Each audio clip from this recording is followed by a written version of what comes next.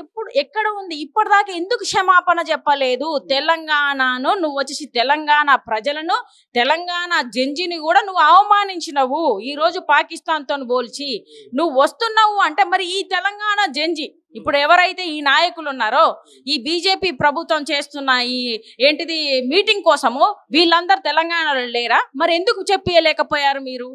నేను ఒకటే ఆయనను ఖండిస్తున్న దానికి తప్ప వేరే దానికోసం లేదు. ఇప్పుడు బీహార్లో కూడా మనం చూసుకున్నాం. నిన్నటికి నిన్న వచ్చేసి ఏది జనాలు దేశ ప్రజలు బీహార్లో వచ్చేసి పూర్ పీపుల్ మీద కానీ లేకపోతే అక్కడ ఉన్న సమస్యల మీద కానీ రైతుల కోసం పోరాడుతూ ఆయన కొన్ని రకాలుగా పోరాటం కొన్ని సంవత్సరాలుగా చేసుకుంటూ వచ్చాము.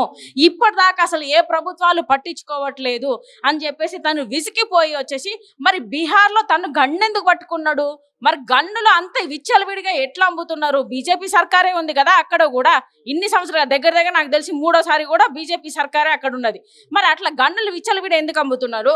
ఆయన అన్ని రకాలుగా వీడియో ద్వారా కూడా చెప్పడం జరిగింది. మీరు ప్రభుత్వాలు చేసే అన్యాయాలను నేను వచ్చేసి పోరాడుతూనే ఉన్నా, ఇప్పటిదాకా ఎవరు పట్టించుకోలేదు అని చెప్పేసి ఆ గన్ను కూడా కింద పడేసిన తర్వాత సరెండర్ అయిన తర్వాత 5 రౌండ్లు ఏంటిది గోళీ కాల్చి ఆయన చంపాల్సిన అవసరం ఉన్నది. అంటే ప్రజల కోసం వచ్చేసి పోరాడితే చంపేస్తున్నారు. రేపు పొద్దున తెలంగాణ యువతను కూడా వచ్చేసి తెలంగాణ ఓన్లీ బీజేపీకి భజన చేయాలి,